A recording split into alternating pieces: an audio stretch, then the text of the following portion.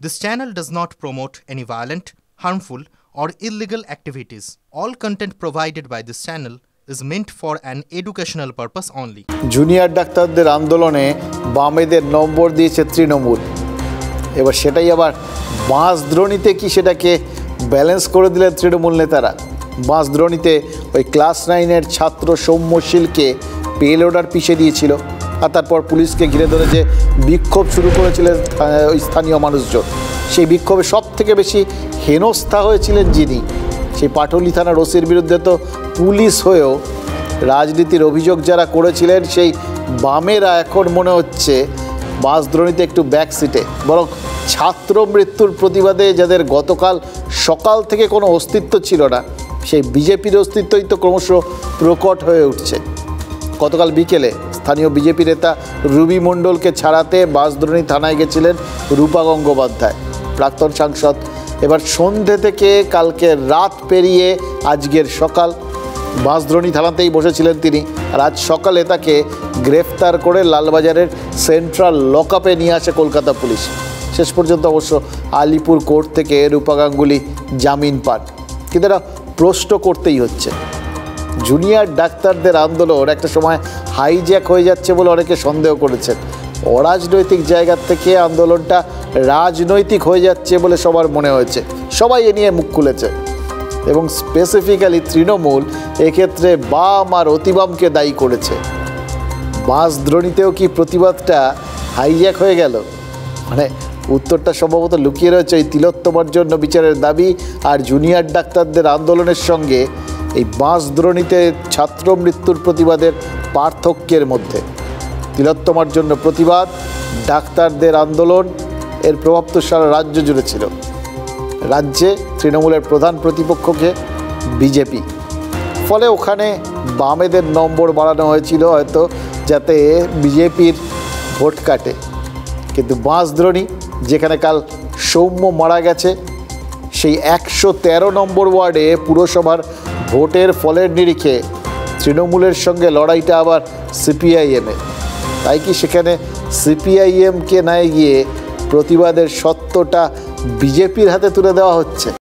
আমাদের বহু সমর্থক তার সঙ্গে ছিলেন, স্থানীয় এলাকার যারা মানুষ তারা সবাই ছিলেন, কিন্তু এটা আমরা আছি, আমাদের ঝান্ডা লাগবে, আমাদের পতাকা লাগবে, আমাদের দল লাগবে না।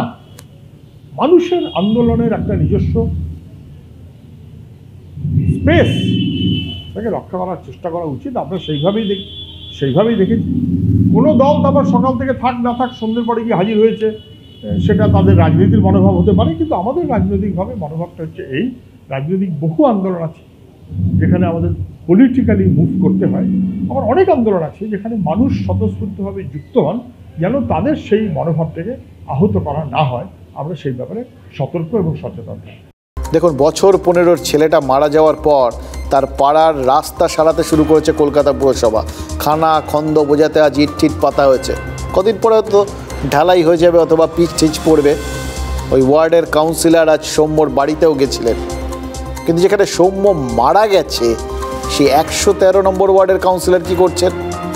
113 ওয়ার্ডে যেখানে কাল দুর্ঘটনা ঘটেছে সেই ওয়ার্ডের কাউন্সিলর অনিতা কর মজুমদার বা টালিগঞ্জের বিধায়ক অরূপ বিশ্বাস কেউই সৌম্যর বাড়িতে এখনও যাননি। অথচ যে রাস্তায় সৌম্যকে কাল পেল অর্ডার পিষে দিল, বাঁশদ্রোণীর সেই রাস্তাগুলো 7 বছর ধরে সারানো হচ্ছে তো হচ্ছেই বলে পুরসভাই স্বীকার করে নিয়েছে। কাউন্সিলর নিজে TV9 বাংলাকে বলেছেন একটা বড় কাজ চলছে, তাই সময় লাগবে। এই সময়টাই কি নিচ্ছেন তৃণমূল নেতারা? দেখুন, ক্লাসে যে ছেলেটা পরীক্ষায় স্ট্যান্ড করত, মানে মেধাবী ছাত্র, আর মেধাবী হোক চাই না হোক, যে কোনো বাড়ির একটা ছেলের মৃত্যু সেটা তো মারাত্মক। এটা তার পরিবার, তার প্রতিবেশীদের ভুলতে সময় লাগবে।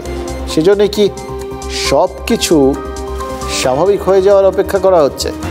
কিন্তু উৎসবের আলো কি সৌম্যর পরিবারের দুঃখ কষ্ট, ওই বাঁশদ্রোণীর রাস্তার গর্তগুলো, এগুলো সব কিছুকে আড়াল করতে পারবে? এই রাস্তাগুলো দিয়েই তো উৎসবের পথে হেঁটে যেতে হবে সেখানকার মানুষজনকে। তারা যতবার হাঁটবেন, কিন্তু যতবার রাস্তার পাশে ওই পড়ে থাকা নিকাশি পাইপ বা একটু দূরে দূরে দাঁড়িয়ে থাকা পেল অর্ডারগুলোকে দেখবেন, ততবার কি তাদের মনে ওই সৌম্যশীল নামে বছর 15 একটা ছেলে এসে বলে যাবে না আই ওয়ান্ট জাস্টিস? যে গেছে তো গেছে, এর পিছনে দাঁড়া সরকারের জিনিস থেকে গেছে, এই জিনিসটা সরকারের জিনিস থেকে সন্তান হারা হয়ে গেছে। কোনো কেউ আসে নাই, আমাদের পিছনে কেউ আসে নাই, শুধুই আপনারাই আসছে। কেউ নেই, কাউন্সিলর কোনো লোকেরই দেখা নেই, কিচ্ছু না, কেউ আসেনি, কেউ না। তো কে আসবে? সবাই ওই যে তাদের সুবিধার্থে আসবে, আবার কেউ আসবে? 4-5 বছর চলছে, মানুষজন বাচ্চারা স্কুল যেতে পারে না, আমার ঘরেও বউ বাচ্চা আছে, এখান থেকে যাওয়া আসা করতে পারে না, রাত্রিবেলা এখানে গাড়ি এখানে পাল্টি হয়ে যায়, এখানে কতবার দুর্ঘটনা ঘটে গেছে। আমরা অটো করে নিয়ে যাই, আমি অটো চালাই, গড়িয়া টালিগঞ্জ অটো চালাই, আমি নিজে পেশেন্ট নিয়ে যাই, রাত্রি 1টা-1:30টার সময় আমি নিয়ে যাই। এসব মা বোনদের পরিষেবা আমিও দিয়েছি রাত্রিবেলা, লকডাউনও দিয়েছি। হ্যাঁ, অ্যাম্বুলেন্স ঢুকে না। কেন এত বছর সময় লেগেছে? কেন কাজ সময় মতো হয়নি? কেন কলকাতা কর্পোরেশন দেখভাল করেনি? কেন কালকে ঘটনার পর কাউন্সিলর যায়নি? কেন কালকে ঘটনার পর মেয়র যায়নি, মন্ত্রী যায়নি, কেউ যায়নি কেন? মায়ের কোল খালি হচ্ছে আর ওরা উৎসবের আনন্দে আবহে নিচে বেড়াচ্ছেন, খুব দুর্ভাগ্য। টিএমসি সেখানকার কাউন্সিলর একবারও আসেনি, টিএমসি সেখানকার বিধায়ক অরূপ বিশ্বাস একবারও যাননি। মনুষ্যত্ব বলে কি সব জিনিস আমরা হারিয়ে ফেলেছি।